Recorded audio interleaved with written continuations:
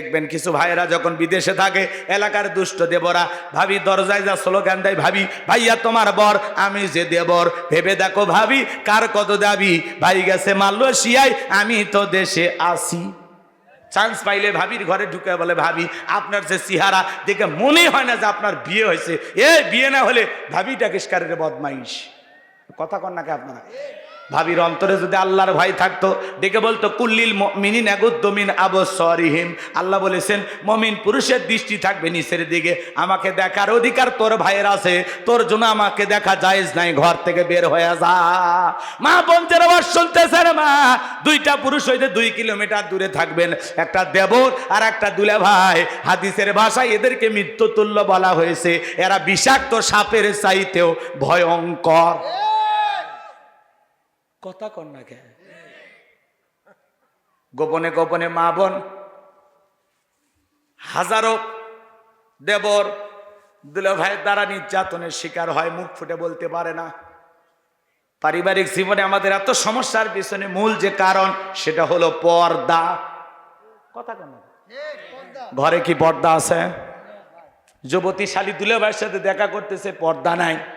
আবার এমনও দুষ্ট দুলা ভাই আছে, শালী যদি একটু কথা না বলে বাড়ির যা বইয়ের ওপর গরম দেখায়, তোর বাপের বাড়িতে আমাকে যাবার খবর না, তোর বোনের কি হয়েছে রে, আমি গেছি, আমার সামনে আসে না, কথা বলে না, ভাব দেখায়। খবরদার, যারা এই ধরনের কথা বলবে এরা হলো লুচ্চা দুলা ভাই। কথা কর না কে? তো শালী সামনে আসা লাগবে কে? বউ আছে না তোর? কয়টা লাগে? বিয়ে করার একটা যা মজা টের ভাসে না। 2-3টা বিয়ে করবো, পরে বুঝবো জীবনের জ্বালা কত, বইয়ের হাতে মার খাওয়া লাগবে। কথা কর না কে? কথা কর না কে? তোমার মায়ের পেটের বোনটাও যেমন, তোমার স্ত্রীর বোনটাও তেমন। তো কার দিক তাকাইছো? ডাইলগ মারো, বইয়ের সাথে শালি ফিরি, সাবানের সাথে হুইল ফিরি, ফাজলামি করো না। এগুলো ডাইলগ দিয়ে ইসলাম চলে না বাজান। কথা কয় না কে? এগুলো বলা হবে না, ফিরে আসা লাগবে। এই দাদা, না না আসেন না আপনারা, আপনাদের যে নাতিন দুষ্টুমি করে কর না, এটা আমার ছোট বউ, এগুলো বলা যাবে না, খবরদার। আচ্ছা, আপনার যে ছেলে, সে একটা বাচ্চা জন্ম দিছে, ওইটা আপনার কি হয়? নাতনি না? এর সাথে কি আপনার বিয়ে জায়েজ আছে? তো আপনি কি বলতেছেন, যেটা আমার ছোট বউ, ছোট গিন্নি, এগুলো বলেন কেন? আস্তাগফিরুল্লাহ, মজা করেও বলা যাবে না। কথা কর না কে? অবাক হচ্ছেন? ভুল করি না আমরা অনেক সময়? ফিরে আসা লাগে। এই তরুণ যুবক মা বোনেরা শুনে যান, এই সমাজকে যদি পরিবর্তন করতে যান, আমাদের বড় সমস্যা হলো বর্তমানে এই মোবাইল। এই মোবাইলের ওজন কম, কিন্তু মোবাইলের মাধ্যমে পাপের ওজনটা বেশি। আজকে মানুষকে পাপের কাছ থেকে কন্ট্রোল করা যাচ্ছে না এই মোবাইলের কারণে। কথা বলেন না কেন? ঘরে দরজা লাগায় একা একা যুবক যুবতী উল্টাপাল্টা ভিডিও দেখতেছে, আর মাথার তার ছিঁড়ে যাইতেছে। কথা বলবো এক লাইন, রাগ করবেন না তো? দেশে মোবাইল আইছে, চিঠি বন্ধ হইয়াছে, দিওয়ানা বানাইছে, পোলা মাইয়ার মনের কথা ভাসে বাতাসে। ও দেখো পোলা পানের মন বাদা ফেসবুকে এখন, মোবাইলে চ্যাটিং কইরা কাটায় সারাক্ষণ। এই মোবাইল পাইয়া দেখো মদনের মাইয়া, এই মোবাইল পাইয়া দেখো রমজানের মাইয়া কি কাণ্ড ঘটাইছে, স্বামী সংসার রাইখা নাকি পালায়া গেছে। 2 বাচ্চার মা, 4 বাচ্চার মা পরকীয়া প্রেম করে আরেকটা ছেলের হাত ধরে পালিয়ে যায়। কথা বলে না কেন? যে নারী স্বামী রেখে সন্তান রেখে আর একটা পর পুরুষের হাত ধরে পালিয়ে যায়, ওটা নারী জাতির কলঙ্ক, ওটা ডাইনি রাক্ষসী মহিলা। কেমনে পারো মা স্বামী রেখা সন্তান রেখা আর একটা পর পুরুষের হাত ধরতে? কেমনে পারো? স্বামীর কথা কি মনে পড়লো না? বাচ্চাদের কথা কি তোর মনে থাকলো না? এ কথা কর না কে?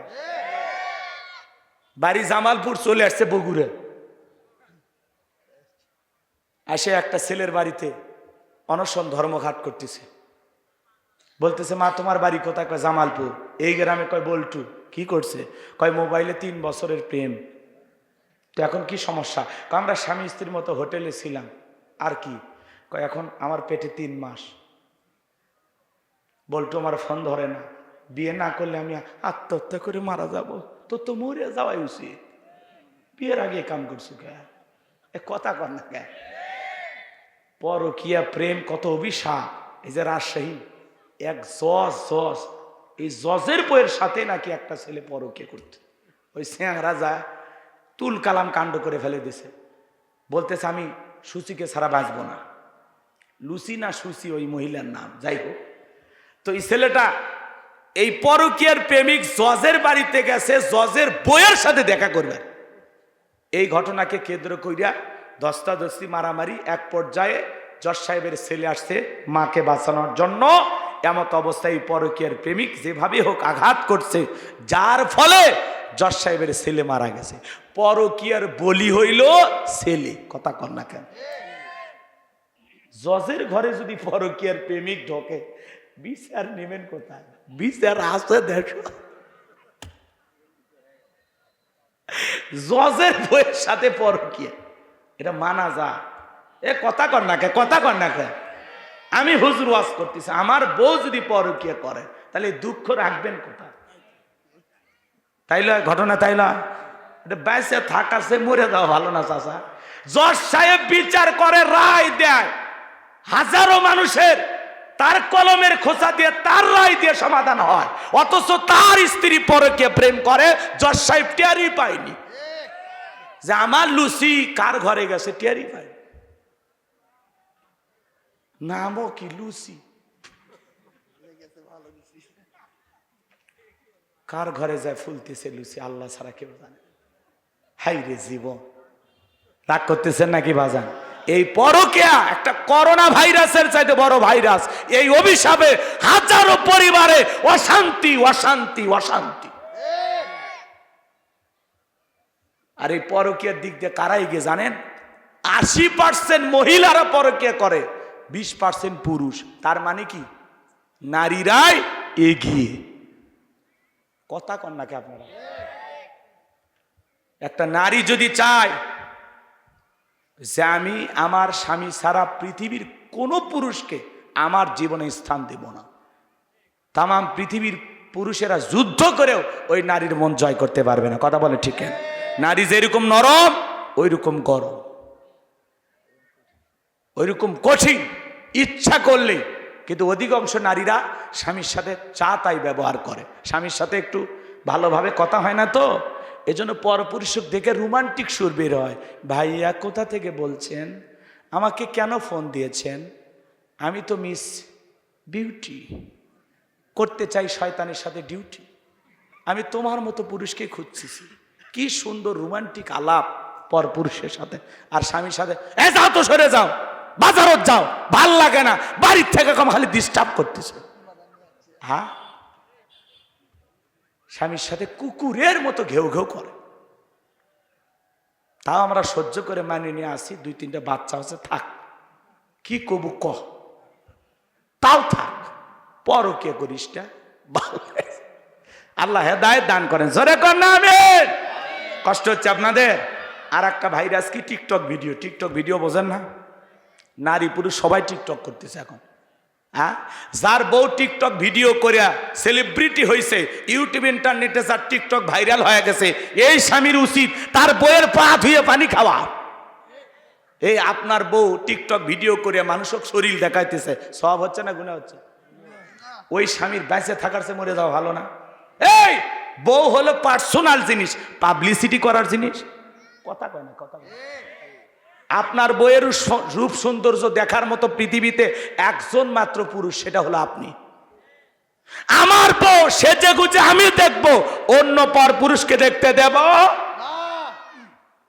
আমার বউ একান্তই আমার, ওইদিকে কারো নজর দিতে দিব না। কথা কন নাকি আপনারা?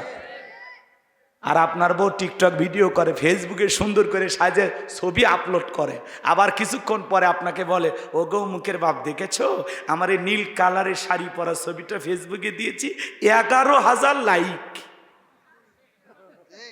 আর ওই মদন মফিজ করছে অনেক সুন্দর হয়েছে তো। হাই রে মুসলমান, আপনার বইয়ের ছবি ফেসবুকে, সুবহানাল্লাহ, নাউজুবিল্লাহ, একটু জোরে খান। তার টিকটক আছে না নাই? ও দেশে টিকটক আসিয়া সব গেল ভাসিয়া, সিদ্দিক সোরা নায়ক হইছে আইডি খুলিয়া, হিরো আলম নায়ক হইছে আইডি খুলিয়া। চেনেন না হিরো আলম? আজকে গ্রেপ্তার করছে পুলিশ, বউ ছাড়ে দিছে, জামিন পাবি তো, পাওয়ার আছে না হিরো, বাপ রে বাপ। বউ তালাক দিছে, দুধ দিয়ে গোসল করছে, সেই বউ আবার মামলা করছে, সেই মামলা আজকে হিরো আলম গ্রেপ্তার। আবার হিরো মানুষ, আশেপাশে অনেক জনগণ, তার সমর্থকের অভাব নাই, আবার ছাড়াও পাইছে। তাহলে এলে নাটক না, মানে দেশের একটা নিউজ হচ্ছে, কথা কয় নাকি, পাবলিসিটি হচ্ছে, প্রচার প্রসার হচ্ছে। এরা দুনিয়ার জন্মই গ্রহণ করছে খালি নিউজের শিরোনাম হওয়ার জন্য। এ কথা কন নাকি আপনারা? এই সমাজে টিকটক দিয়া ভাইরাল হয়ে গেছে, কথা কন ঠিক কিনা?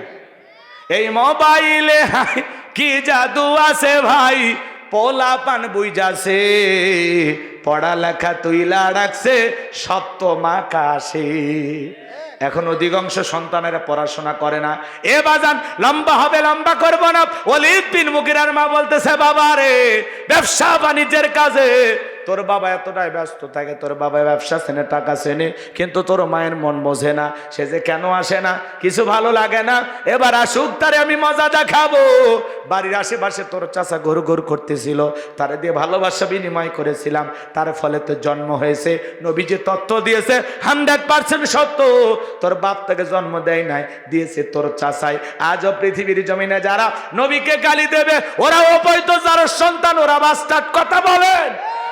তুমি আমারে গালি দাও, মাইনে নেব, আমার মাকে গালি দাও, মাইনে নেব, বাপকে গালি দাও, মাইনে নেব, আমার দলকে গালি দাও, মাইনে নেব, কিন্তু বিশ্বনবী হলেন আমাদের কলিজার টুকরা নবী। নবীকে নিয়ে যদি কেউ কুরুচিপূর্ণ মন্তব্য করে, বাজে ভাষায় নবীকে গালিগালাজ করে, ওই নাস্তিক বা ইমানের বুকের উপরে চইরা ওর জিহ্বা টান দিয়ে ছিঁড়ে কুকুরকে খাওয়ায়া দেব।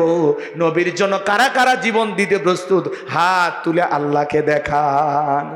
আল্লাহ পাক আমাদের সবাইকে নবীর জন্য